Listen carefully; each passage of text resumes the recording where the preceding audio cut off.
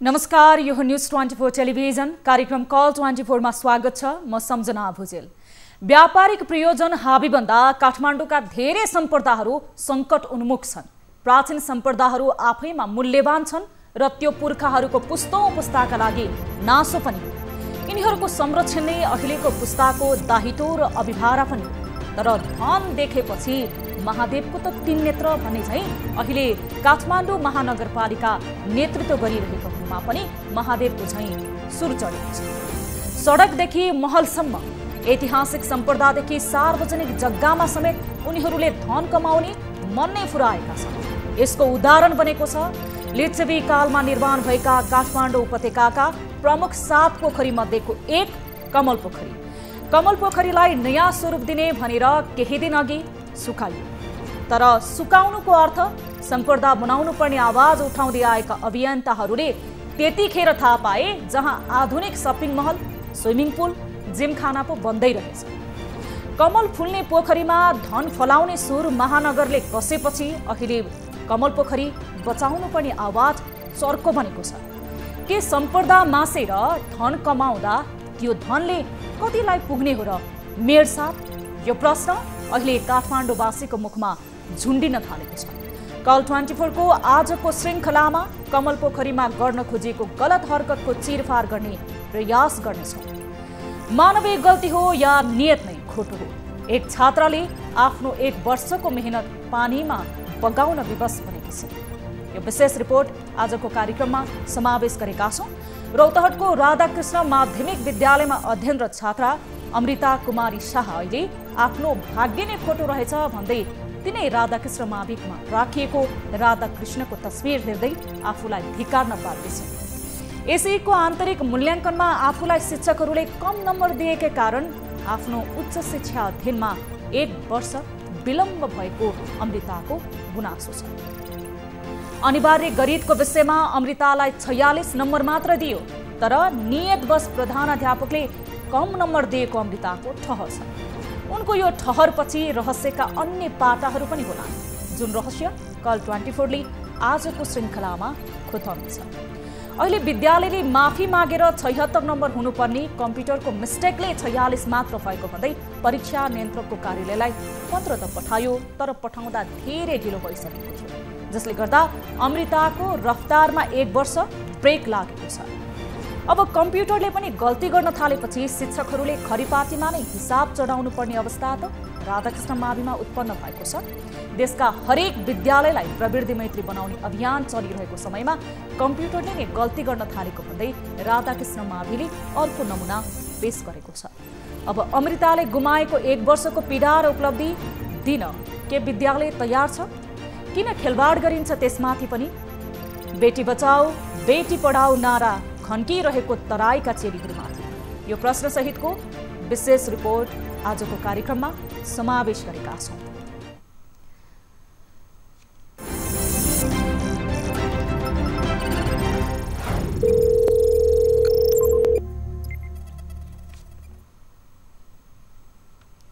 दर्शक महानुभाव, देशलाई दूध र दूधजन्य पदार्थको साथै मासुमा आत्मनिर्भर बनाउने प्रयास जारी छ। तर यही नेपालमा पशु भेटनरी कार्यालयको चिकित्सक पनि हुँदैनन्। यो रिपोर्ट पनि समयले साथ दियो भने आजको कार्यक्रममा समावेश गर्नेछौँ र तपाईँ दर्शक महानुभावहरूको प्रत्यक्ष जिज्ञासा, गुनासा र समस्याहरू पनि सम्बोधन गर्ने प्रयास गर्नेछौँ र निरन्तर गरिरहेका छौँ। यदि तपाईँ आफ्नो गाउँठाउँमा रहनु भएको छ, आफ्नो ओरपर तपाईको गाउँठाउँमा कुनै पनि किसिमको विकृति, विसङ्गति, अनियमितता, भ्रष्टाचार भएको तपाईलाई आशंका लागेको छ, तपाईँ एक सचेत नागरिक भएको हैसियतले यो गलत हो भन्ने तपाईलाई लागेको छ भने तपाईको आवाजलाई बुलन्द बनाउने काम हामी गर्नेछौँ। तपाईले खिचेर पठाउनु भएको अथवा तपाईले हामीलाई दिनुभएको सूचना हामी सम्बन्धित निकायसम्म पुर्याउनेछौँ र तपाईहरूको जिज्ञासा र गुनासोलाई प्राथमिकताका साथ उठाएर सम्बन्धित निकायसँग जवाफ माग्नेछौँ। तपाईले खल्तीमा बोक्नु भएको मोबाइल फोन जस्तै आफूलाई पनि स्मार्ट बनाउनुहोस् र आफ्नो वरपर भएका विभिन्न विकृति विसङ्गतिका गतिविधिलाई आफ्नो मोबाइलमा कैद गर्नुहोस् र हामीलाई पठाउनुहोस्, जसको लागि हाम्रो नम्बरहरू रहेको छ, टोल फ्री नम्बर, जसमा तपाईले फोन गर्दा पैसा लाग्ने छैन। यी निशुल्क नम्बरहरूमा जुनसुकै समस्या परेको खण्डमा तपाईले सम्पर्क गर्न सक्नुहुनेछ, हामीलाई सम्झन सक्नुहुनेछ। हाम्रो नम्बरहरू रहेको छ 166011 2424, एन्सल नम्बर रहेको छ 980115 72424, भाइबर नम्बर रहेको छ 9884 011 037। यति बेला भने हामीसँग कोही दर्शक महानुभाव टेलिफोन लाइनमा जोडिनु भएको जानकारी प्राप्त गरेको छु। नमस्कार, कहाँबाट को बोल्दै हुनुहुन्छ? हजुर नमस्ते, म प्रकाश साउद। प्रकाशजी, कहाँबाट बोल्नुभयो? के गुनासो थियो तपाईको, के समस्या थियो, हामीलाई सम्झाउनु भयो? हजुर, म आजभोलि चाहिँ मेरो बसाइ चाहिँ कञ्चनपुर हो। म आजभोलि चाहिँ मैतेक बस्छु। हजुर, मैले चाहिँ पोहोर साल चाहिँ त्यो दुबई जाने भनेर म र मेरो भाइ अर्जुन सिंह साउदको दुईटैको भिजा लगाउनलाई सनराइज एचआर सोलुसनमा इन्टरभ्यू दियौँ, पास भयो। अनि त्यसपछि ल प्रोसेस चाँडै हुन्छ, मेडिकल सेडिकल गरायो, सबै कुरो एग्रिमेन्ट गराइसकेपछि अनि हामी दुईटैको एग्रिमेन्ट लेटरमा सिग्नेचर गराएर अनि भने कि हामीलाई अब 50,000 डिपोजिट राख्नुहोस् एकजनाको, तब मात्र तपाईँको तपाईँको प्रोसेस चल्छ, नत्र प्रोसेस चल्दैन भन्ने कुरो गर्यो होइन। हजुर, अनि त्यसपछि प्रोसेस चाहिँ अब ल चालु हुन्छ भने ल घरदेखि अब त्यतिखेर मिल्ने भएन र कहिलेदेखि साथीहरूदेखि ऋण निकालेर हामीले अब केही पर्सेन्टेजका हिसाबले हामीले ऋण निकालेर दियौँ। अनि ऋण निकालेर दिँदाखेरि उसले चाहिँ हामीलाई के भन्यो भनेपछि तपाईँको बाइदो केही कारणवश काम भएन भने, केही भएन भने म तपाईँलाई तपाईँको ब्याज दिनेछु, तपाईँको काम 100% हुन्छ भनेर हामीलाई भन्यो। त्यसले भन्दाखेरि तपाईलाई यो आश्वासन दिने मेन पावर र मेन पावर सञ्चालक व्यक्तिको तपाईले एकचोटि नाम पूर्ण भन्नुस् त? हजुर, त्यो sunrise HR solution. Sunrise HR solution. यो कहाँ छ यो अफिस? यो पहिला चाहिँ हाम्रो यो पिङला स्ट्यान्ड यो गौशाला नजिक थियो। आजभोलि चाहिँ सरेर तपाईँको बागमती कलेज सुकेधारानिर छ। सुकेधारामा छ। यसको सञ्चालक को हुनुहुन्छ जसले तपाईलाई दुबई लानको लागि भनेर आश्वासन दिनुभएको थियो? अरुण पाण्डे। मेरो भाइ अर्जुन र मेरो गरी 50,000 दुईटै गरी 1 लाख रुपियाँ। अनि हामीसँग घरदेखि पैसा पठाइ मागेर मेरो भाइको खाताबाट चेक काटेर दिएका थियौँ अरुणलाई। तपाईहरुले तपाई र भाइले गरेर कति पैसा उहाँलाई दिनुभएको थियो? टोटल गरेर 1 लाख रुपियाँ। 1 लाख रुपियाँ दिनुभएको कति समय भयो? अहिले 11-12 महिना स्टार्ट हुन्छ, 11 महिना पुरा भइसक्यो लगभग। 1 वर्ष पुरा भयो। हजुर हजुर। तपाईले जो मेन पावरका सञ्चालक हुनुहुन्छ अरुण पाण्डे, उहाँसँग बीचमा सम्पर्क गर्नु भएको थियो? लकडाउन भरि चाहिँ कुरो नगर्ने अनि मेन पावर सरेको पनि हामीलाई कुनै जानकारी नदिएको र अनि पछि एउटा मसँगै विदेश जान्छु भनेर फर्म भरेको साथीसँग कन्ट्याक्ट गर्दा सुकेधारामा सरेको भन्ने सुनेको। अनि मेन पावरमा जाँदा आजभोलि कुरा गर्दा चाहिँ भोलि दिन्छु पर्सि दिन्छु, पैसा छैन दाइले दिन्छ यस्तो यस्तो भन्ने कुरा फेरिरहने, कहिलेकाहीँ जाने दुःख दिइरहने गरेर जान्छ। तपाईले मेन पावर सञ्चालकलाई पैसा दिएको कुनै तपाईसँग कागजको प्रमाणहरू छ? मसँग त्यो मैले काटेर दिएको चेकको फोटो खिचेर राखेको छु। तपाईले कागजातहरू त बुझाउनु भएको थिएन नि, पासपोर्ट लगायत अन्य? पासपोर्टहरू पनि त्यही छ, मेरो लगायत मेरो भाइको। अनि अस्ति नै पनि 2-3 जना ल तिम्रो मान्छे कोही छन् भने राम्रो डिमान्ड छ भनेर भन्नुभयो। अनि अस्ति पनि मेरो भिनाजुको पासपोर्टहरू पनि त्यही बुझाएको छु। भिनाजुको पनि पुलिस रिपोर्ट बनाएर त्यहाँ राख्यो। अनि के भन्यो भन्दाखेरि मैले भने दुबई एम्बेसी खुलेन अनि कसरी हुन्छ नयाँ मान्छेको भन्दा नाइ हामीले नयाँ प्रोसेसबाट हुन्छ, त्यो हामीले भिजा किनेर गर्न सकिन्छ भन्ने कुरा गर्यो। अनि अस्ति नै मेरो भिनाजुको पनि मेडिकल गर्न लगायो। मेडिकल गरेर अहिलेसम्म केही अत्तो छैन। त्यो के भइरहेछ भन्दा एम्बेसी बन्द छ भन्छ। अनि पैसा दिनु भन्दाखेरि अनि कहिले काट्छु भोलि दिन्छु पर्सि दिन्छु, कहिले सन्चो छैन कहिले केही छ भन्ने कुरो गर्छ। प्रकाशजी, हजुर हजुर। अब तपाईलाई उहाँले बहाना गरिरहनु भएको छ भने अब उहाँले निश्चित रूपमा तपाईलाई दुबई पठाउन सक्नु भएन भने तपाईहरूले त्यो आधारमा मात्र पैसा फिर्ता लिन खोज्नु भएको हो अथवा उहाँले गलत गर्दै हुनुहुन्छ हामीलाई झुक्क्याइरहनु भएको छ भनेर? हामीलाई झुक्क्याइरहनु भएको छ। अब हजुरहरूलाई थाहा छ हामीलाई यत्रो ब्याजहरू तिर्न परिरहेको छ। हामीले ल छिटै काम हुन्छ भनेर हामीसँग 1.5 लाख रुपियाँ लिने भनेर कुरा भएको थियो, एग्रिमेन्ट भएको थियो। ल 1.5 लाख रुपियाँ दिनुपर्छ, अहिले 50,000 चाहिँ एकजनाको हामीले प्रोसेस चाल्नलाई दिनुपर्छ भन्ने कुरो गर्नुभएको थियो। तपाईले थाहा पाए अनुसार जस्तो अब तपाईको भाइ तपाईको भिनाजुले त उहाँसँग सम्पर्क गरिरहनु भएको छ त्यही मेन पावरबाट दुबई जानको लागि। अन्य कतिजना दाजुभाइ अथवा अन्य कतिजना साथीभाइहरू त्यो मेन पावरसँग सम्पर्कमा हुनुहुन्थ्यो दुबई नै जानको लागि? चाहिँ दुबई नै जानको लागि त हामीहरूसँग चाहिँ लगभग धेरै साथीहरू छन्। उहाँहरू सबैजना अहिले नेपालै हुनुहुन्छ? उहाँहरू कसैलाई पनि उहाँले दुबई पठाउन सक्नु भएको छैन? नै, कसैलाई पठाउनु भएको छैन, सबै नेपालमा। के कामको लागि जान लाग्नु भएको थियो तपाईँ? म इलेक्ट्रिसियन। अब तपाईले प्रहरीकोमा अथवा यो समस्या आइसके पछाडि अब उहाँले विगत 1 वर्ष भइसक्यो पैसा पनि फिर्ता दिनु भएको छैन, तपाईहरूलाई सम्बन्धित काममा दुबई पनि पठाउन सक्नु भएको छैन भनिसके पछाडि प्रहरीकोमा उजुरी दिनुभयो, निवेदन दिनुभयो? प्रहरीका उजुरी गरेन। मैले आज त्यहाँ अफिस अस्ति नै मलाई ल आजको डेटमा बोलाएको थियो, ल म चेक साटेर पैसा दिन्छु भन्ने कुरो गर्नुभएको थियो। आज चाहिँ म यहाँ छैन भन्ने कुरो गर्नुभयो। अनि त्यसपछि मैले चाहिँ डाइरेक्ट हजुरलाई कन्ट्याक्ट गरेको। अब विभिन्न समस्याहरू रहेको छ। हुन त रोजगारीको सिलसिलामा आफ्नो घर व्यवहारलाई गुजारा गर्नको लागि अथवा योभन्दा अझै समृद्ध जीवन हासिल गर्नको लागि त्यो सपना देखेर तपाईँ बाहिर जान थाल्नु भएको होला। अब यसरी ठगी हुन्छ भनेर थाहा हुँदाहुँदै तपाईँहरू जस्तो सचेत युवा पनि त्यसको कुनै आधार नै नभइकन यसरी पैसा दिनु त तपाईँहरूको पनि त मूर्खता हुने होइन? हामीलाई चाहिँ तपाईँहरूको काम 100% हुन्छ। अनि तपाईँहरू चाहिँ यो चेक दिँदा नि हुन्छ, चेक दिनुहोस् भन्ने कुरा गर्नुभयो। ल हामीले पनि हुन्छ भनेर गऱ्यौँ। हामीहरू जस्ता अरूले पनि दिनुभयो होला, तर पैसा रिटर्न गर्दा चाहिँ गर्दैन भन्ने, गर्छु भन्ने, तर कन्ट्याक्टमा नआउने, कहिले भेटे पनि अहिले एकछिनमा आउँछु भन्ने, पछि नभेटिने गर्दै हुनुहुन्छ। हजुर, यति बेला हामीले अरुण पाण्डे सरलाई पनि टेलिफोन प्रयास गरिरहेका थियौँ। लगातार हाम्रो टिमको साथीले गरिरहनु भएको थियो, उहाँ टेलिफोन सम्पर्कमा आउनु भएको छैन।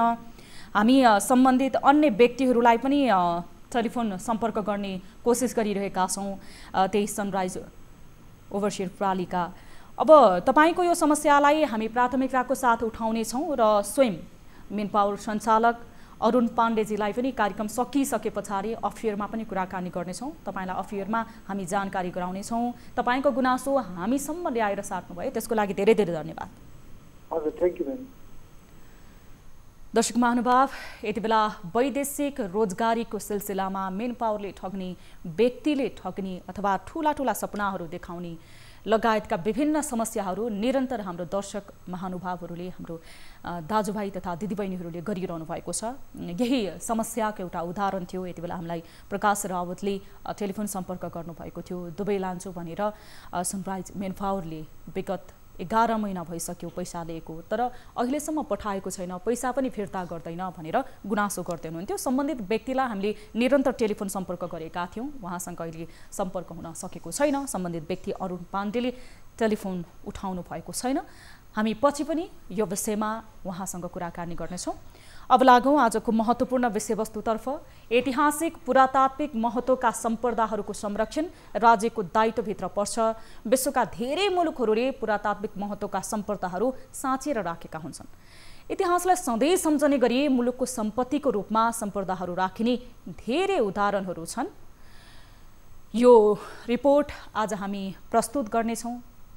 बेला बखतमा धेरै स्थानीय, धेरै आफ्नो देश र आफ्नो देशको संस्कृति, हाम्रो सम्पदाहरूलाई माया गर्ने वर्गहरूले, बुद्धिजीवीहरूले यो विषयमा आवाज पनि उठाउनुहुन्छ। तर यहाँ ठुला ठुला सपिङ कम्प्लेक्स बनाउने बहानामा, त्यसै गरी व्यापारिक प्रवर्धनका हाउसिङहरू बनाउने बहानामा धेरै पटक ऐतिहासिक र पुरातात्विक सम्पदाहरू मासिएका दृष्टान्तहरू हाम्रो नजिक रहेका छन्। जहाँ सम्बन्धित निकायसँग कुराकानी गर्ने प्रयास गर्नेछौँ कमल पोखरीलाई लिएर। यति बेला कमल पोखरीलाई सपिङ कम्प्लेक्स बनाउन खोजिएको, कमल पोखरी एक पुरातात्विक क्षेत्र भएको, तर त्यसलाई संरक्षण गरेर पहिलाकै स्वरूपमा बनाउनु पर्ने ठाउँमा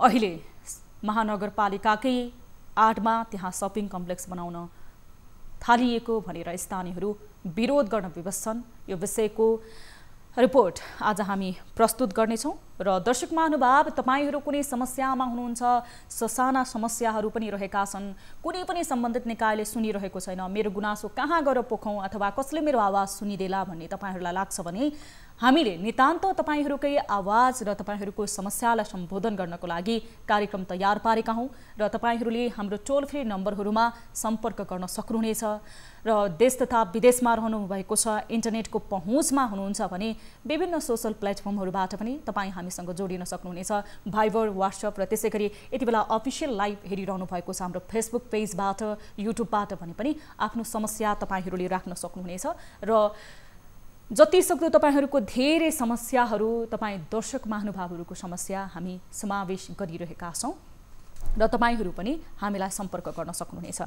आज हामीले विभिन्न महत्त्वपूर्ण विषयवस्तुहरू लिएर आएका छौँ, जस्तो ऐतिहासिक सम्पदा, पुरातात्विक सम्पदा संरक्षण गर्नुपर्छ भन्दै उठेको आवाज जुन कमल पोखरीलाई यति बेला सपिङ कम्प्लेक्सको रूपमा परिवर्तन गर्न गइरहेको छ, यो विषयको पनि रहेको छ भने त्यसै गरी एक विद्यार्थी जसले एसई परीक्षा दिन् तर विद्यालयको आन्तरिक कारणले गर्दाखेरि, जस्तो आन्तरिक मूल्याङ्कनबाट यो चोटिको एसई परीक्षा भएको थियो, कोरोनाको कारणले गर्दाखेरि यो लकडाउन पछाडि लामो समय पछाडि परीक्षा भएको थियो र त्यो परीक्षामा चाहिँ आन्तरिक मूल्याङ्कनबाट नै स्कुलले कम नम्बर दिएको, विद्यालयले लापरवाही गरेको कारणले गर्दाखेरि एक विद्यार्थीले आफ्नो अमूल्य ऊर्जावान समय 1 वर्ष ब्रेक लगाउन अथवा विवश भएकी छिन् र त्यसको जिम्मेवार स्वयं विद्यालय रहेको छ भन्ने उनको गुनासो छ। यसै सम्बन्धी हामी आज रिपोर्ट पनि प्रसारण गर्नेछौँ। जस्तो कोरोना महामारीको कारण शैक्षिक क्षेत्र निकै प्रभावित भएको हामी सबैलाई जानकारी छ, जसको यो असर अहिले पनि परेको छ। शैक्षिक संस्थाहरू पूर्ण रूपमा सञ्चालनमा आएका छैनन्, तर महामारीकै कारण एसईको परीक्षा समेत हुन सकेको थिएन लामो समय, जसका कारण विद्यालयले विद्यार्थीहरूलाई आन्तरिक मूल्याङ्कनको आधारमा नम्बर दिएर उत्तीर्ण गरेको थियो। तर विद्यालयले आन्तरिक मूल्याङ्कनको आधारमा नम्बर दिँदा कतिपय विद्यार्थीहरू अन्योलमा समेत परेका छन्। यसकै एक उदाहरण रहेको छ। जस्तो हामीलाई प्राप्त भएअनुसार रौतहटको माधव नारायण नगरपालिका वडा नम्बर 5 मिठुवामा रहेको श्री राधाकृष्ण माध्यमिक विद्यालयमा अध्ययनरत अमृता कुमारी शाहलाई विद्यालयले कम नम्बर दिँदा अहिले उनले उच्च शिक्षा अध्ययन गर्नको लागि अन्योल भएको गुनासो हामीलाई गर्नुभएको छ। स्वयं अमृताको गुनासोको आधारमा तयार पारिएको यो रिपोर्ट हेर्नुहोस्।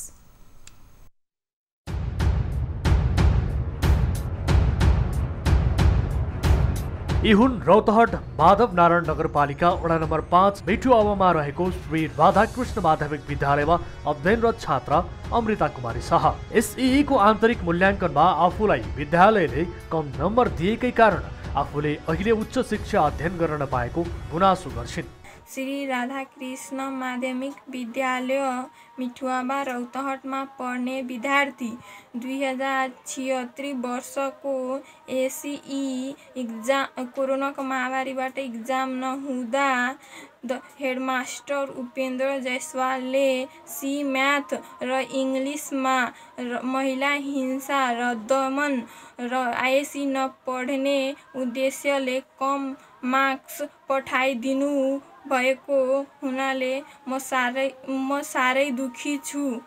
खासमा अनिवार्य गणितको विषयमा अमृतालाई 46 नम्बर मात्र दिइयो, तर नियतवश प्रधानाध्यापकले कम नम्बर दिएको अमृता र उनका परिवारको आरोप छ। कम नम्बर दिएकै कारण प्रधानाध्यापकले उनको भविष्य अन्योलमा पारिदिएको परिवारको आरोप छ। कोरोना महामारीको कारणले एसई एक्जाम नहुँदा विद्यालयका सम्बन्धित शिक्षकले नम्बर दिई पठाउने सरकारको आदेश आएपछि विषयगत शिक्षकहरू पहिला निजी स्रोतबाट नै भर्ना थिए। उनले त्यो नम्बर पठाउनुभन्दा 2 महिना पहिल्यै रमाना लिई गइसकेको र सो नम्बर पठाउने अधिकार त्यस स्कुलका उपेन्द्र जयसवालको हातमा आयो। निजीले मेरो छोरीलाई महिला हिंसा दमन गर्ने उद्देश्यले र आइएससी नपढ्ने उद्देश्य राखी म्याथ इङ्ग्लिसमा धेरै कम सी मात्र नम्बर पठाएको हुनाले आइएससी हेटौडा म्यानेजमेन्ट क्याम्पसमा एडमिसन गराउन जाँदाखेरि म्याथमा सी मात्र भएको हुनाले एडमिसन भएन। यता विद्यालयले पनि 76 नम्बर हुनुपर्ने ठाउँमा प्राविधिक कारण अर्थात् कम्प्युटरबाट मिसप्रिन्ट हुन गएकाले 46 नम्बर हुन गएको भन्दै संशोधनका लागि परीक्षा नियन्त्रण कार्यालयलाई पत्र समेत लेखेको छ। तर परीक्षा नियन्त्रण कार्यालयले यतिले मात्रै प्रमाण नपुग्ने भन्दै संशोधन हुन नसक्ने बताउँदै आएको छ। 76 संशोधन गरिपाउँ भनेर सानो परीक्षा नियन्त्रण कार्यालय सानोठिमी भक्तपुरलाई लेखिदिनु भएको र त्यसपछि मैले सानोठिमी भक्तपुरमा पनि गएको। अनि त्यहाँ जाँदाखेरि होइन यतिले तपाईँको पुरै प्रमाण पुग्दैन, तपाईँ जिल्लाबाट पनि मार्क्स लिएर आउनु। अनि त्यसपछि मैले रौतहटको जिल्ला शिक्षा कार्यालयमा पनि पुगेँ। त्यहाँ गएर भन्दाखेरि यो कमी कमजोरी स्कुलको हो, स्कुलले नै मार्क्स लेजर सुधारेर दियो भने म यहाँबाट चिठी लेखेर दिन्छु अनि तपाईँको काम हुन्छ। अनि त्यसपछि मैले फेरि स्कुलमा आएँ। स्कुलमा आएर पुनः हेड प्र उपेन्द्र जसवाललाई भन्दाखेरि उनले मानेन, होइन मार्क्स लेजर सुधारेर दिन सक्दैन। यता प्रधानाध्यापकले नियतवश कम नम्बर दिएकै कारण अमृताले आफ्नो 1 वर्ष खेर गएको भन्दै दुखेसो मात्रै पोख्छिन्। एसईमा प्राप्त गरेको नतिजाका आधारमा कक्षा 11 मा भर्ना हुन र विषय छान्न पाउने व्यवस्था गरिएको छ।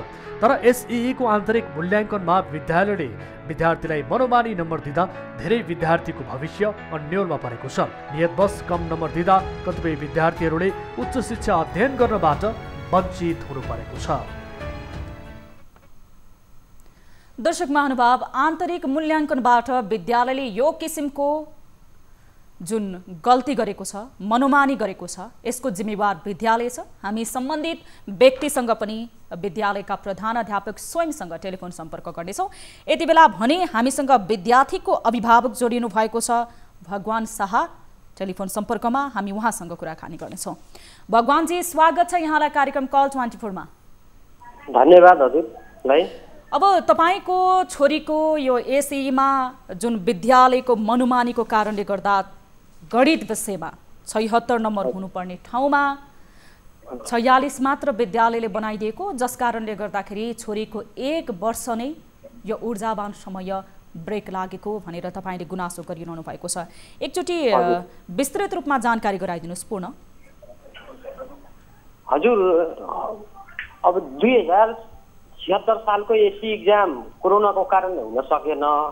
अनि विषयगत टिचरले नम्बर दिई सम्बन्धित सरकारवाला मातृ निकायमा पठाउने आदेश सरकारको आयो। त्यसपछि त्यहाँका विषयगत टिचरहरू निजी स्रोतमा थिए, तिनीहरू पहिल्यै अब तलब नपाएर अब के कारणले, त्यो त आन्तरिक कुरा हो, त्यो कुरा थाहा भएन। भगवानजी, एकैछिन टेलिफोन सम्पर्कमै रहनुहोला, तपाईँ फोन होल्डमै रहनुहोला है। यति बेला हामीसँग प्रधानाध्यापक जोडिनु भएको छ श्री राधाकृष्ण माविका उपेन्द्र जयसवाल सर, उहाँसँग हामी कुराकानी गर्नेछौँ।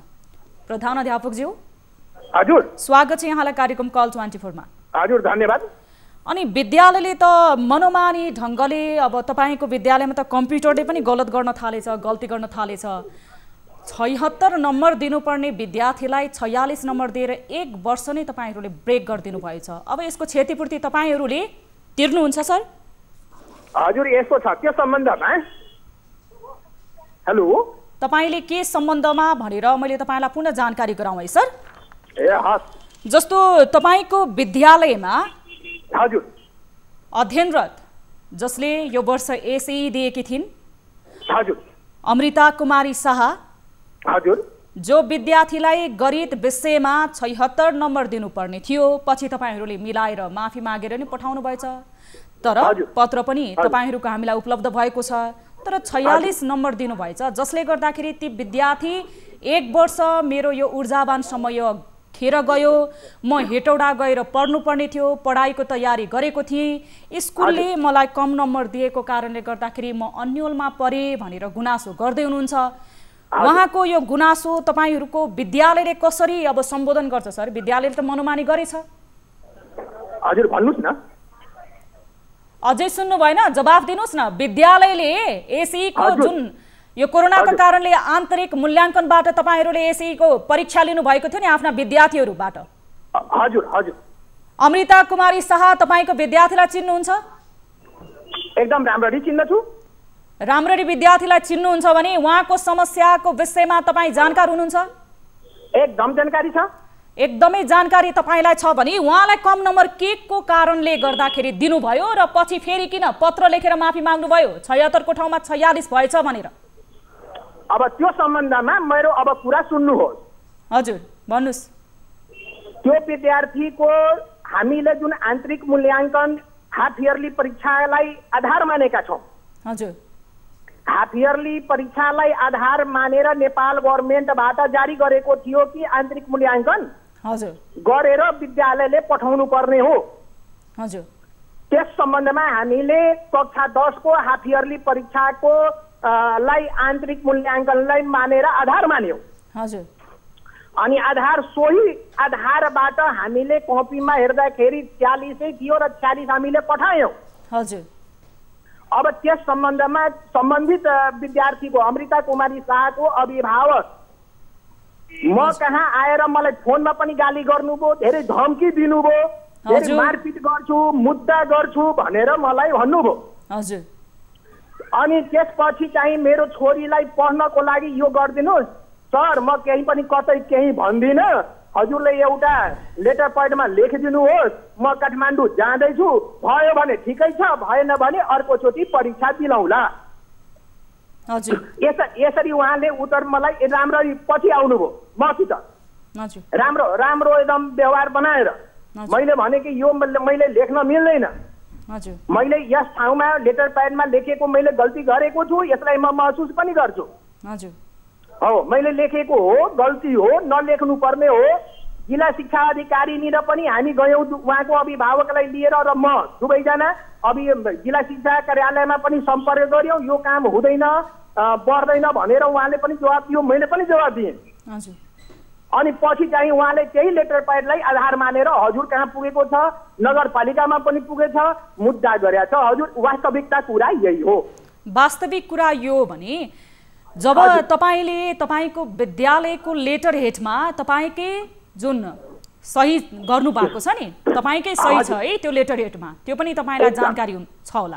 अब परीक्षा नियन्त्रण कार्यालयलाई त तपाईले फेरि माफी नै माग्नु भएको छ, नम्बर संशोधन गरेर 76 हुनुपर्ने ठाउँमा 46 भयो भनेर जब तपाईले परीक्षा नियन्त्रण कार्यालयसँग माफी नै मागेर संशोधन गर्नको लागि भनेर पठाउनुहुन्छ भने मनोमानी त विद्यालयको छ नि, छैन? मनोमानी विद्यालयको त भएन, मेरो गल्ती हो, मेरो व्यक्तिगत गल्ती हो। तपाईको व्यक्तिगत गल्तीको कारणले गर्दाखेरि तपाईको विद्यालयमा पढेको विद्यार्थीले आफ्नो भविष्य अन्योलमा बनाउन सक्नुपर्ने अथवा बनाउनु पर्ने। मैले फस्ने गरी त अब गर्न परेन नि त म्याम। सर तपाईको कारणले गर्दाखेरि त्यो विद्यार्थीको भविष्य त अन्योल भयो। यो 1 वर्षको क्षतिपूर्ति अब तपाईले तिर्नुहुन्छ? अन्योलमा छैन म्याम, त्यो त्यही लायक नै हो। अहिले तपाईको सामनेमा त्यो विद्यार्थीले एक्जाम दियो भने प्रधानाध्यापकज्यू तपाईले यसरी आत्मबलको साथ आत्मविश्वासको साथ भनिरहनु भएको छ नि अन्योलमा छैन भनेर, गल्ती पनि तपाईँ स्वीकार्नुहुन्छ। तपाईँको विद्यालयले मनोमानी गरेको छ पनि तपाईँलाई थाहा छ। तपाईँको विद्यालयको लेटर हेडमा तपाईँकै सही छापमा तपाईँले संशोधन गर्नको लागि माफी मागेर परीक्षा नियन्त्रणलाई पनि चिठी पनि पठाउनु भएको छ। यति बेला स्वयं अभिभावक टेलिफोन लाइनमा जोडिनु भएको छ, उहाँको कुरा सुन्नुहोस्। अन्योलमा छैन भनेर तपाईँले जसरी भनिरहनु भएको छ नि, छ कि छैन उहाँबाट सुन्नु। भगवानजी। हजुर हजुर। प्रधानाध्यापकलाई बताइदिनुहोस् त तपाईको छोरीको भविष्य त अन्योलमा छैन, गल्ती त मैले गरेको हुँ भनेर उहाँले बताउँदै हुनुहुन्छ। उहाँको जुन प्रक्रिया बोलाइ र काम गर्ने जुन शैली छ नि, एकचोटि तपाईँ पत्रकारहरू आएर स्कुलमा छड्के गरौँ अथवा त्यहाँ अवलोकन गरौँ के स्थिति छ, त्यहाँ कसरी त्यसले पढाउँछन् र कसरी कुन तरिकाले त्यो विद्यालयमा अर्काको बच्चालाई कसरी बिगार्ने र कसरी कुन तरिकाले त्यो पढाउँछन् र गर्छन् त्यो एकचोटि हेर्दा नि थाहा हुन्छन्। तर मैले त्यो नम्बर दिँदैखेरि उहाँले फोन गरेका थिए, तपाईँले मेरो छोरीको किन यसरी नम्बर कम दिनुभएको, तपाईँको मेरो छोरी पढ्नमा कम छ भन्दाखेरि होइन मसँग मिस्टेक भयो, अनि यो संशोधन हुन्छ कि हुँदैन भन्दाखेरि सुरुमै जतिखेर त्यतिखेर कुरा गरेका थिए। उहाँले के भन्नुभयो भने अहिले त केही संशोधन हुँदैन सर, अब जे भयो भयो, माया मार्नुहोस्। अब त्यति बेला मलाई थाहा थिएन कि आइएससी पढ्ने लायक नम्बर दिएको छ कि छैन। त्यसपछि मैले त्यहाँबाट आएर त्यो कुरा छोडिदिएँ। हेटौडा म्यानेजमेन्ट क्याम्पसमा आइएससीमा एडमिसन गराउन गयो। त्यहाँ जाँदाखेरि उहाँले के भन्यो भने तपाईँको छोरीको म्याथ विषयमा C+ छैन, त्यही भएर एडमिसन गर्न गाह्रो होला। अनि मैले त्यहाँबाट सोच्दाखेरि यसको कसरी हुन्छ, नभए मेरो छोरीको इन्ट्रान्स लिनुहोस्, यदि सकेन भने एडमिसन नगरौँ। उहाँले के भन्यो भने इन्ट्रान्स लिएर पनि एडमिसन गर्दा तपाईँ पछाडि चाहिँ तपाईँको दर्ता गर्ने बेलामा त्यो नम्बर कम छ भने हटाइदिन्छ, त्यही भएर अहिले त्यो केही नगर्नुहोस्। मैले भने यसको केही विकल्प छ कि छैन भन्दाखेरि स्कुलमा जानुहोस् अनि त्यहाँ स्कुलले गर्नुहोस् भने हुन्छ भन्दाखेरि फेरि म त्यहाँबाट स्कुलमा पढ्दा दिएको स्कुलमै थिएँ। म त्यहाँ गएँ, म छोरी टिक दुईजना गइसकेपछि उहाँलाई अलिकति क्रोस भाषामा प्रस्तुत भइसकेपछि उहाँले के भन्छ अब गल्ती हुने भइसक्यो, सच्याउनु हुन्छ भने मसँग गल्ती छ म सच्याइदिन्छु उहाँलाई पनि तपाईँको सच्याउने भन्दैछ, सच्याइदिइहाल्छ भने किन झगडा गर्नु छ अथवा किन गर्ने केही कुराहरू भनेर त्यहाँ कुरा भयो। पछि तुरन्त त्यहीँनिर परीक्षा नियन्त्रक कार्यालयमा उसैको मोबाइलबाट प्रधानाध्यापककै मोबाइलबाट फोन गर्नुभयो परीक्षा नियन्त्रक कार्यालयमा सानोठिक भएको कुरा। अनि त्यहाँबाट ल त्यस्तो एकचोटि तपाईँ के नम्बर पठाउनु छ, अर्कोचोटि के पठाउनु छ, ठिकै छ तपाईँ पत्र लेखेर पठाइदिनुहोस्, हामी गरिदिन्छौँ भनेर भन्नुभयो। अनि त्यसपछि उहाँले चिठी आफ्नै राजी खुसीले चिठी लेखेर मलाई दिनुभयो। मैले काठमाडौँ पुगेँ परीक्षा नियन्त्रक कार्यालयमा। अनि त्यहाँ जाँदाखेरि के भन्यो भने होइन सर यो त चिठी ठिकै ल्याउनु भयो, तर डाइरेक्ट स्कुलले हामीलाई नम्बर दिएको छैन, स्कुलले जिल्लालाई नम्बर दिएको छ, जिल्लाले हामीलाई पठाएको छ, त्यही भएर एकचोटि जिल्लाको नम्बर अनि मार्क्स लेटर ल्यायो भने सजिलो हुन्छ, तपाईँले पनि सजिलो हुन्छ, भविष्यमा केही गाह्रो हुँदैन, तपाईँ जिल्ला जानु त्यहाँबाट ल्याउनुहोस्। अनि त्यसपछि मैले तुरन्त त्यहाँबाट फिर्ता भएर जिल्ला शिक्षा कार्यालयमा पनि गएँ। अनि शिक्षा अधिकारीसँग कुरा गर्दाखेरि के भन्यो भने हामीले नम्बर त पठाएको होइन, उहाँबाट सुधारेर ल्याउनुहोस् अनि म गरिदिन्छु। अनि जिल्ला शिक्षा अधिकारीले पनि त्यही कुरा गर्नुभयो। अनि त्यसपछि अहिलेसम्म सुधार्छु, आज सुधार्छु, भोलि सुधार्छु, पर्सि सुधार्छु, गाउँघरमा पनि मैले मान्छे राखेर कति भेला गराएँ, त्यसमा पनि मानेन। त्यसपछि मैले के अरे नगरपालिकामा पनि हुँदा दिएँ। मेयर साहबले होइन तपाईँले यसरी चिठी लेखेर दिनुभएको छ, गरिदिनुपर्छ, पछि भन्छ मेरो जागिर जान्छ। मैले तपाईँको जागिर कसरी जान्छ, अर्काको भविष्य बिगार्ने, मेरो छोरी आइएससी पढेर भविष्यमा डक्टर इन्जिनियर बन्ने सोच राख्ने एउटा विद्यार्थी अनि उनलाई भविष्य बिगार्ने तपाईँको कसरी जागिर जान्छ? तपाईँ बजारको चिठी लेखेर दिनुभएको छ, यसरी झुटो भनेर हुन्छ। हजुर भगवानजी एकैछिन तपाईँ होल्डमै रहनुहोला, हामी प्रधान अध्यापकजीसँग कुराकानी गर्छौँ। उपेन्द्र सर हजुर, अब तपाईँले कसरी भन्न सक्नुहुन्छ उहाँको छोरीको भविष्य अन्यल छैन भनेर?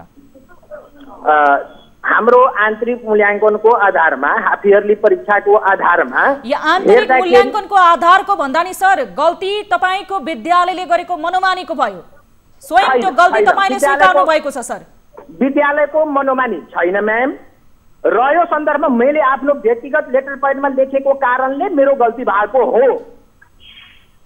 तपाईँ त्यो विद्यालय राधाकृष्ण विद्यालयको तपाईँ प्रधानाध्यापक हुनुहुन्छ, तपाईँ किन आफ्नै कुराले आफै बाजिने कुरा गर्दै हुनुहुन्छ सर?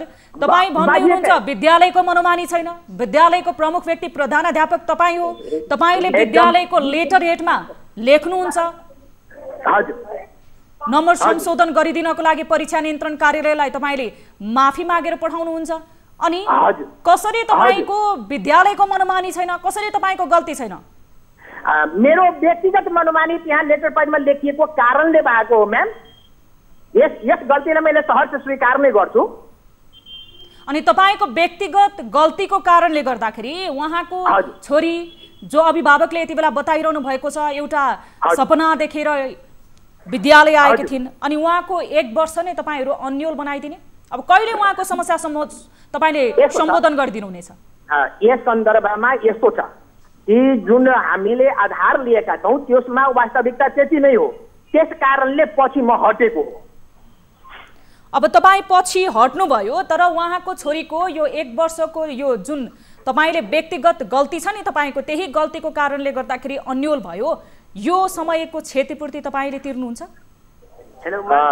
तपाईँको कारणले समस्या भएको छ भने, तपाईँको कारणले गर्दाखेरि उहाँको छोरीको 1 वर्ष लस्ट भएको छ भने तपाईँले नै त उहाँको यो समस्यालाई सम्बोधन गरिदिनु पर्यो नि त सर। मेरो कारणले उहाँको क्षति भएको छैन, मेरो कारणले उहाँको क्षति भएको छैन, विद्यार्थीकै स्वयं कारणले नै भएको हो।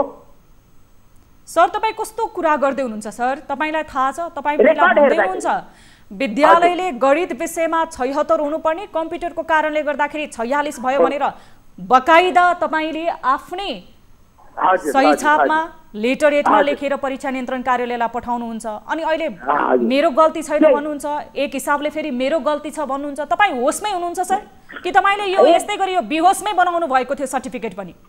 होइन, मलाई यति नै टेन्सन दिइसकेको थियो, अनि पछि नरम व्यवहार गरेर आयो, त्यस कारणले मैले लेखेको हो। हरेक अभिभावकले टेन्सन दिन्छन् नि त सर, हरेक अभिभावकले त्यो आक्रोश पोख्नु स्वाभाविक पनि त हो। तपाईँ सोच्नुहोस् त, एउटा विद्यार्थीलाई अभिभावकले खाई नखाई गरेर आफ्नो जति गुजारा चलाएर अथवा आय आर्जनको पैसा जोगाएर तपाईँको विद्यालयमा पढाउन पठाएको छ। जब विद्यार्थीले कुनै विषयमा अध्ययन गरेर अथवा एउटा आफ्नो भविष्य निर्धारण गर्छ भन्ने बाटो आउन थालिसके पछाडि, त्यो समयमा गएर विद्यालयले गल्ती गर्छ भने पछाडि त अभिभावकले आक्रोश पोख्नु त स्वाभाविक हो।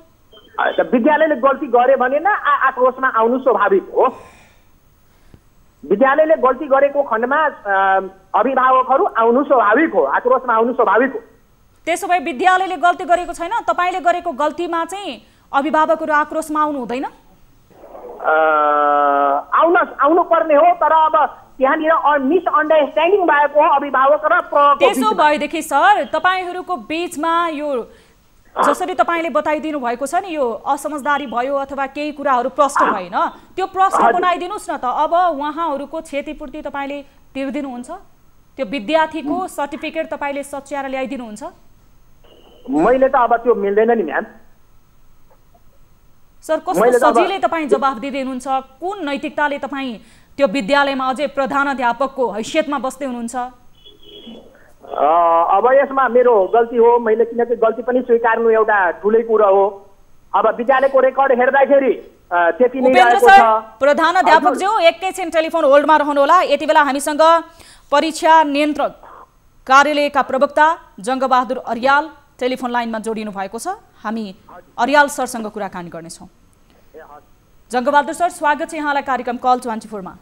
नमस्कार हजुर, धन्यवाद। सर यति बेला हामी कुराकानी गरिरहेका छौँ, यो धेरैको गुनासो छ, यो कोरोना महामारीको कारणले गर्दाखेरि लामो समयसम्म विभिन्न कक्षाहरूको परीक्षा निर्धारित समयमा हुन सकेको थिएन। विशेष गरी एसई को परीक्षा पनि आन्तरिक मूल्याङ्कनबाट गरिएको थियो र यही परीक्षाको विषयमा धेरै स्थानीय अथवा धेरै हाम्रा दर्शकहरूले हामीलाई गुनासो गर्नुभएको छ। एउटा गुनासोको उदाहरण म तपाईँलाई सुनाउन गइरहेको छु।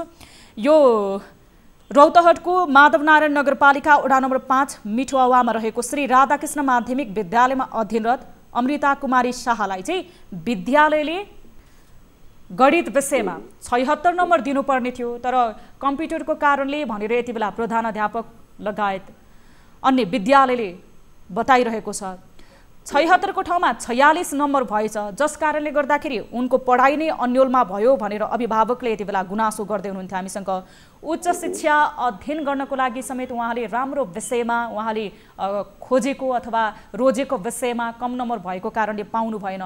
पछि विद्यालयले परीक्षा नियन्त्रक कार्यालयलाई जुन नम्बर संशोधन गरिदिनको लागि आफ्नो लेटर हेडमा स्वयं प्रधानाध्यापकको सही छापमा नम्बर 46 भएछ, यो 76 नम्बर थियो भनेर पनि पठायो परीक्षा नियन्त्रण कार्यालयलाई पत्र, तर उहाँको सर्टिफिकेट अहिलेसम्म सच्याएर आउन सकेको छैन। यस्तो गुनासोहरू धेरै आएको छ।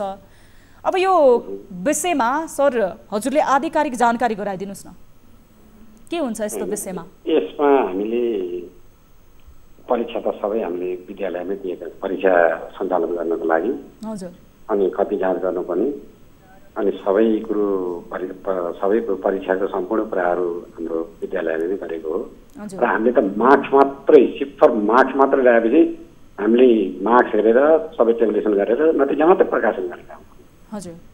अरू कुरो केही गरेका होइनौँ।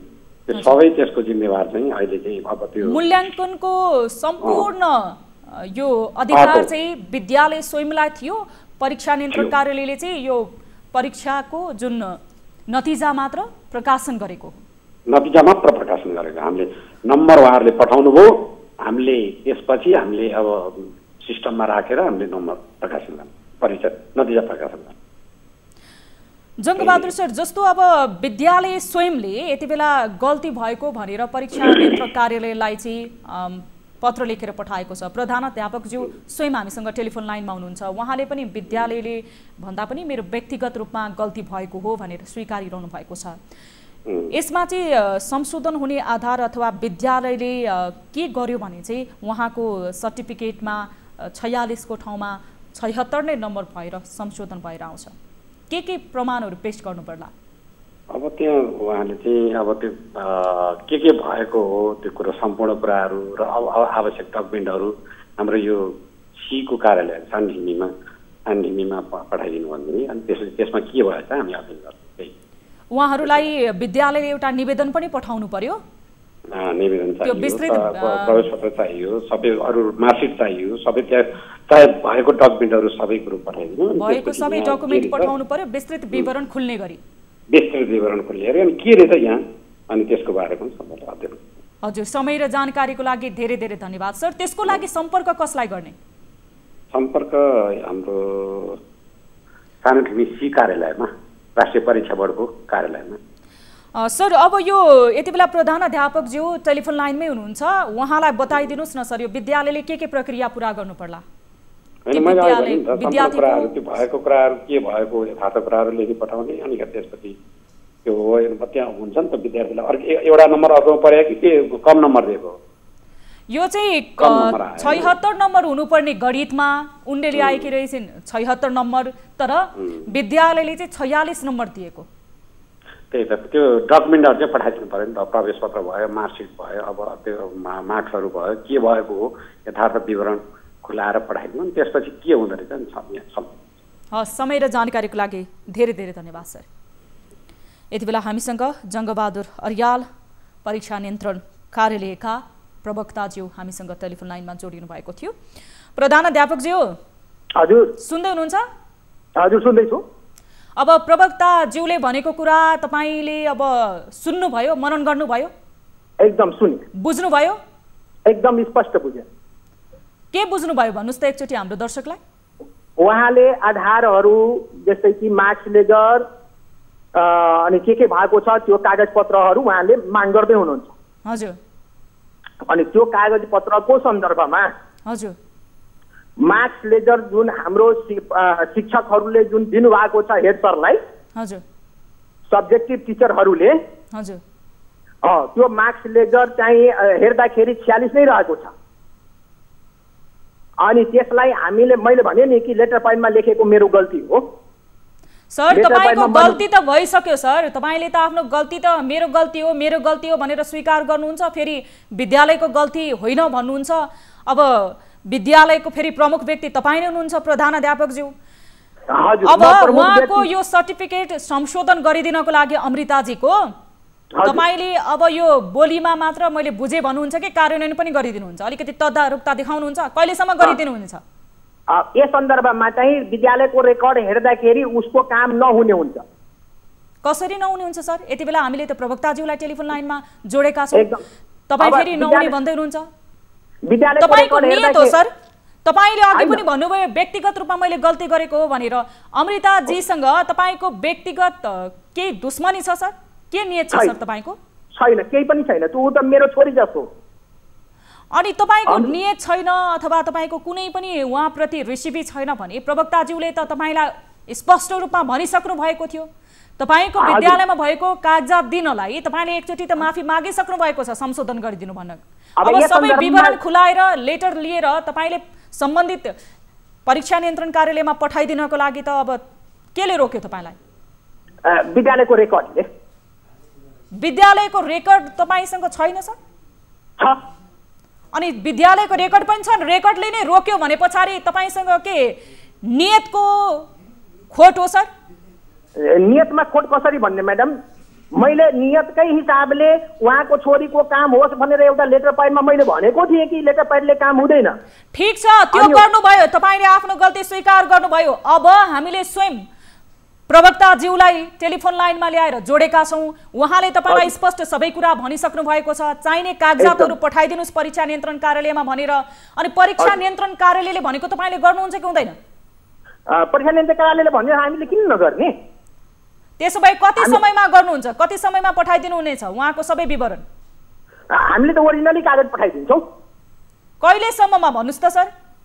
हामीले त ओरिजिनल भोलि भन्नुहुन्छ, पर्सि भन्नुहुन्छ, त्यतिकै हामीले भोलि नै पठाइदिन्छौँ। भोलि नै पठाइदिनुहुन्छ सर? एकदम पठाइदिन्छु। हुन्छ, तपाईँले यो त होस हवासमै बोल्नु भएको नि सर? एकदम होस हवासमै बोलेको हो म्याम।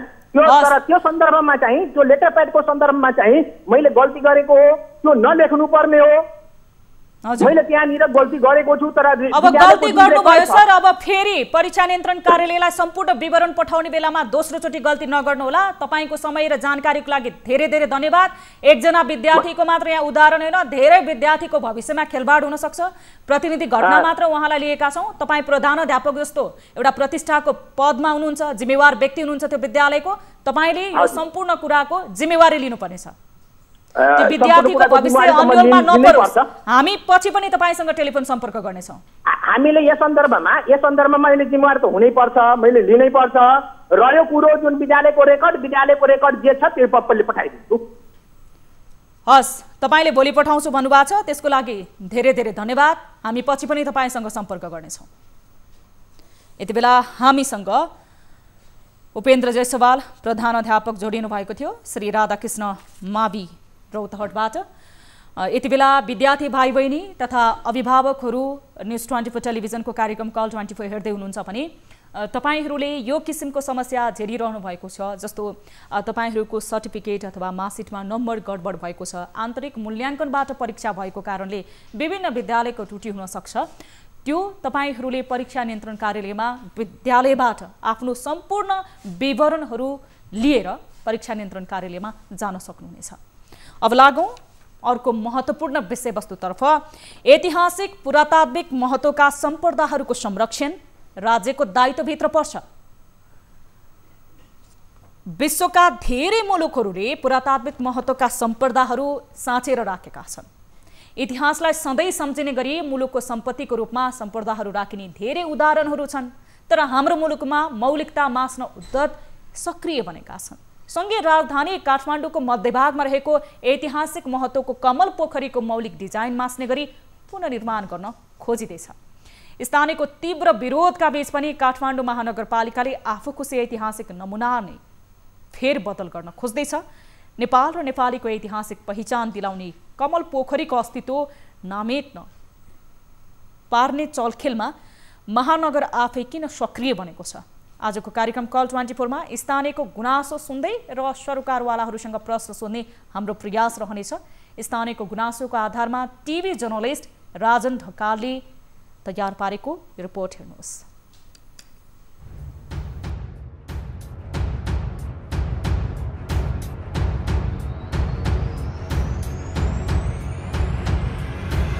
काठमाडौँ महानगरपालिका वडा नम्बर 1 मा रहेको ऐतिहासिक पुरातात्विक महत्त्वको सम्पदा कमल पोखरी रहेको छ। यो लिच्छवीकालीन समयमा उपत्यकामा बनाइएको 7 पोखरी मध्ये एक पनि हो। यो पर्यटकीय आकर्षण पनि हो। तर पुनर्निर्माणका नाममा महानगरपालिकाले ऐतिहासिक महत्त्व नामेट पार्न खोजेको छ। अहिले पनि अव्यवस्थित रूपमा पोखरी वरिपरि रहेका पसलहरूबाट फोहोर फाल्ने काम गरिन्छ। मौलिकता मास्न खोज्ने प्रयासमा काठमाडौँ महानगरपालिका लागि परेपछि यसको चौतर्फी विरोध भएको छ। महानगरपालिकाले के गर्दैछ? काठमाडौँ महानगरपालिकाले सोमबार राति ऐतिहासिक महत्त्वको कमल पोखरीमा डोजर चलायो। यो पुरातत्व विभागले दिएको निर्देशन विपरीत थियो। करिब 9 करोड 46 लाख रुपैयाँ लागत लाग्ने अनुमान गरिएको पोखरी पुनर्निर्माणको महानगरपालिकाका मेयर विद्या सुन्दर शाक्य, उपमेयर हरिप्रभा खड्की श्रेष्ठ र वडा नम्बर 1 का अध्यक्ष भरतलाल श्रेष्ठले गत असार 19 गते शिलान्यास गरेका थिए। निर्माणको ठेक्का जय धनञ्जय कडेल जेभी बानीबारी काठमाडौँले पाएको छ। महानगरले पारित गरेको डिजाइन अनुसार पोखरी परिसरमा खुला व्यायाम, ब्याडमिन्टन र बास्केटबल कोर्ट बहाल्ने व्यवस्था छ। त्यस्तै पूर्वी भागमा मूल प्रवेशद्वार, पोखरीको चारै कुनामा 4-4 मिटरको पार्टी निर्माण साथै चारै कुनामा कमलका फूल राख्ने लगायतको योजना छ। स्थानीयवासी, सम्पदा संरक्षक, कमल पोखरी संरक्षण एवं जनहित समाज व काठमाडौँ महानगरपालिका तथा ओडा कार्यालयका प्रतिनिधि लगायतको सहभागितामा बनेको डिजाइनमा महानगरले एकाएक फेरबदल गरी पोखरी निर्माण थालेपछि विवाद चर्किएको हो। पोखरीको मौलिकता, ऐतिहासिक सुन्दरता र पुरातत्व वस्तुहरूको संरक्षण गर्दै पानी निकासको उचित प्रबन्धन हुने गरी तयार गरिएको नक्सा डिजाइनलाई महानगरले आफू खुसी फेरबदल गर्दै नयाँ डिजाइन अनुसार पोखरी निर्माण सुरु गर्यो। ऐतिहासिक मापदण्ड मिचेर महानगरपालिकाले कङ्क्रिट बिछ्याउने काम गरेको छ। यसले पानीको निकास र पानी भर्न कठिन हुने संरक्षणविदहरू बताउँछन्। प्राकृतिक सिमसार स्वरूप नष्ट हुने गरी वास्तविक पोखरी साँघुरो बनाउने कार्य महानगरले अघि बढाउँदा सम्पदा नाश गर्ने यो कार्यको विरोधहरू भएका छन्। पुरातत्व विभागले प्राचीन स्मारक संरक्षण ऐन प्रतिकूल हुने गरी कुनै पनि कार्य नगर्न र त्यहाँको पुरातात्विक पर्यावरणीय महत्त्वलाई बचाइराख्न भनेर पत्र जारी गर्यो। सम्पदा जोगाउन अभियन्ताहरूले महानगरपालिका समक्ष ज्ञापन पत्र पनि बुझाएका छन्। महानगरपालिकाले कमल पोखरीको पुनर्निर्माण गर्दा इतिहास भेटिने गरी जथाभावी ढुङ्गा, कङ्क्रिटको प्रयोग गरी पुरातात्विक महत्त्वलाई मासेर पुनर्निर्माण गरिएको ज्ञापन पत्रमा उल्लेख छ। ज्ञापन पत्र बुझ्दै काठमाडौँ महानगरपालिकाका उपमेयर हरिप्रभा खड्कीले यस विषयमा अध्ययन भइरहेकाले छिट्टै निकास आउने आश्वासन दिए। कमल पोखरी पनि अब हामी चाहिँ बनाउनु पर्छ र हाम्रो अहिलेको इतिहास जस्तै बनाउनु पर्छ, इतिहासलाई झल्किने किसिमले नै बनाउनु पर्छ भन्ने हिसाबमा चाहिँ हामीले बजेटको कुराहरू आउँदाखेरि हामीले बजेट राख्यौँ र कसरी बनाउने, के गरेर बनाउने भन्ने कुरा चाहिँ त्यो कुरामा चाहिँ छलफल हुन सकिएन। यता पुरातत्व विभागले पनि महानगरलाई पत्राचार गर्दै पोखरीको ऐतिहासिक, सांस्कृतिक र पर्यावरणलाई जोगाउँदै पोखरी निर्माण गर्न आग्रह गरिसकेको छ। विभागले भनेको छ पोखरी निर्माण गर्दा परम्परागत निर्माण सामग्री तथा प्रविधि प्रयोग गरी प्राचीन स्मारक संरक्षण ऐन 2013 को परिधिभित्र रही कार्य गर्न र गराउनुहोला। तर पुरातत्व विभागको पत्राचारलाई महानगरले वास्ता गरेन। ऐतिहासिक, सांस्कृतिक र पर्यावरणीय वातावरणलाई असर पर्ने गरी महानगरपालिकाले निर्माण अघि बढाएकाले पुरातत्वले काम रोक्न आदेश दिएको छ। नयाँ निर्माण सामग्री प्रयोग भइरहेको हुनाले खास गरी त्यसको मौलिकता जोगाएर काम गर्नुपर्छ, संरक्षण गर्नुपर्छ भन्ने विभागको मान्यता हो। त्यसकारण अहिले तत्काललाई त्यहाँ काम गर्न रोक्का लगाइएको छ। ऐतिहासिक महत्त्व जोगाउन स्थानीय र संरक्षणविदहरूको पहलमा महानगरले बेवास्ता गर्न पाउँदैन।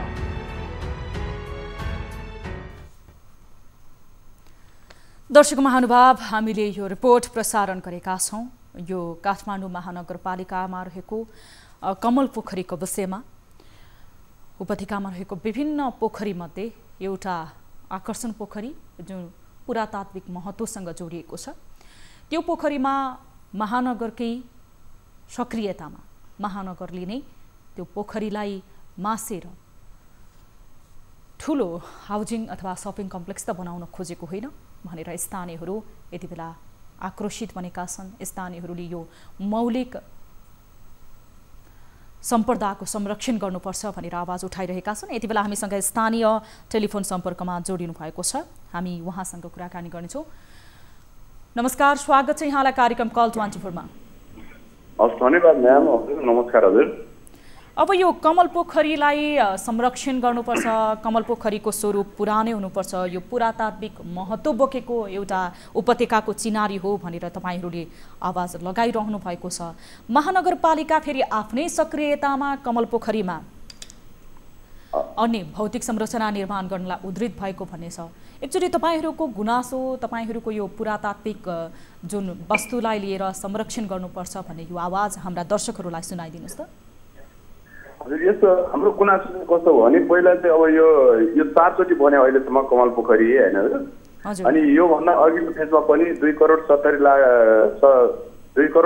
लाखको योजना परेर बनाएको कमल पोखरी हो। अनि अहिले आएर यो 2 वर्ष बित्ने हो, त्यो बनेको 2 वर्ष बित्ने बित्तिकै हाम्रो काठमाडौँ महानगरपालिकाको मेयर साहबले चाहिँ नयाँ योजनाले बनाउँछु भनेर गुरु योजना बनाएर नयाँ बनाउने भने हामी सबैले त्यसमा मन्जुर पनि भयौँ हामी।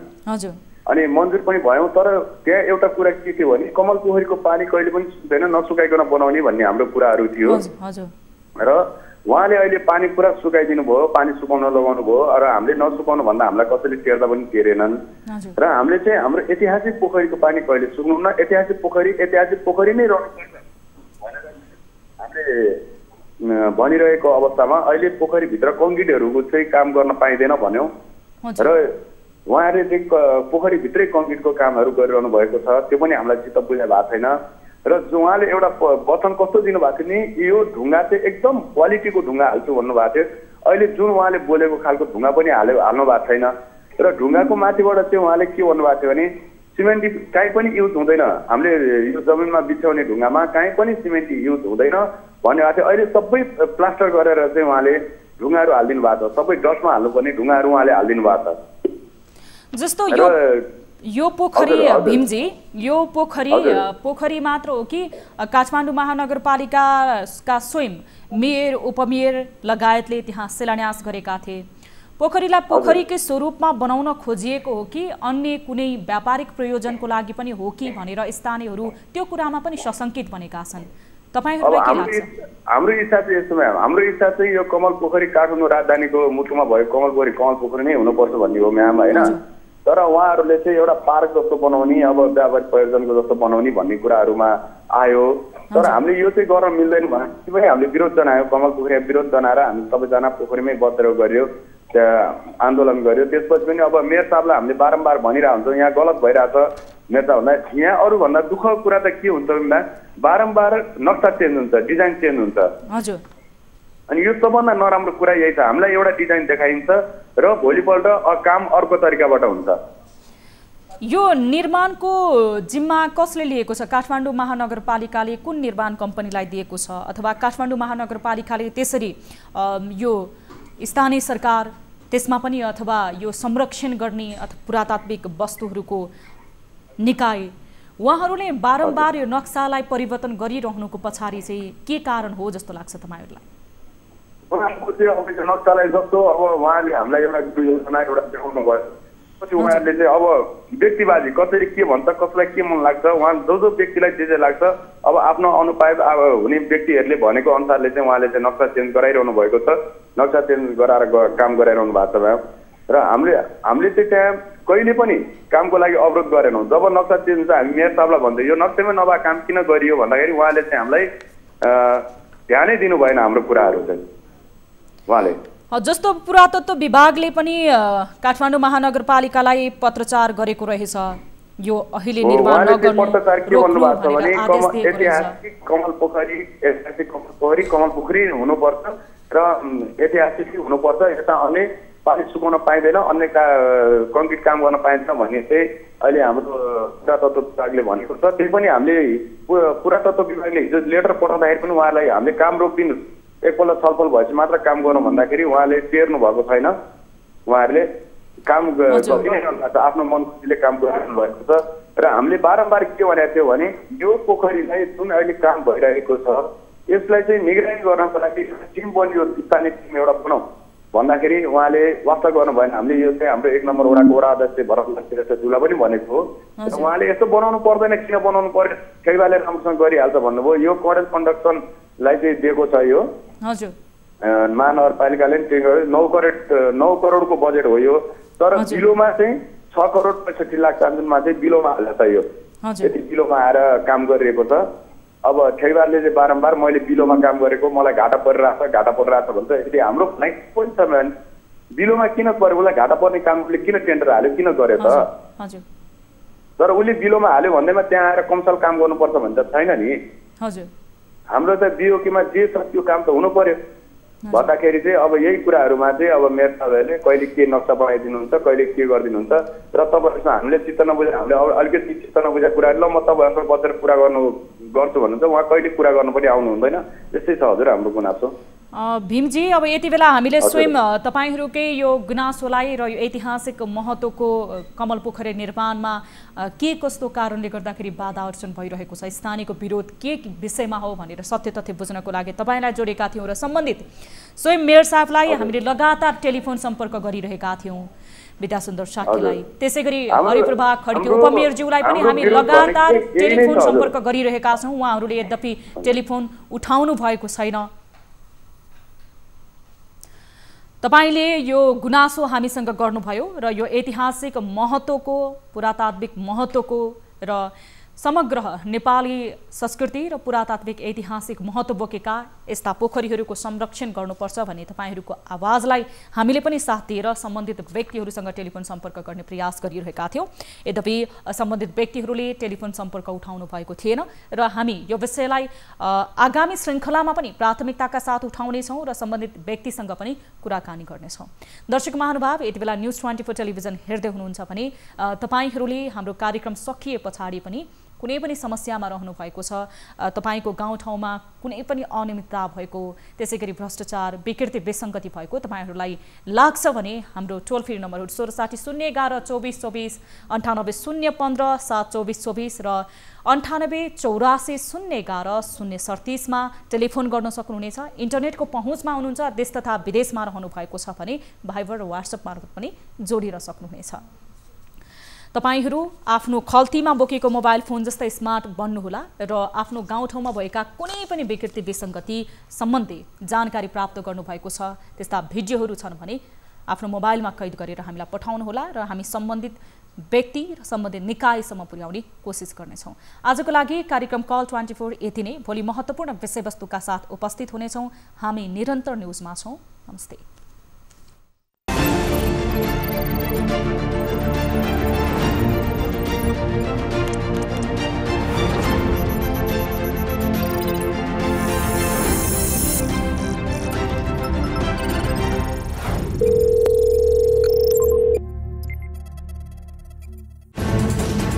कोरोनाले सृजना गरेको सङ्कटमा पल पलका न्युज अपडेट र हर क्षेत्रको कभरेजका लागि न्युज 24 नेपाल युट्युब च्यानललाई सब्स्क्राइब गर्नुहोला।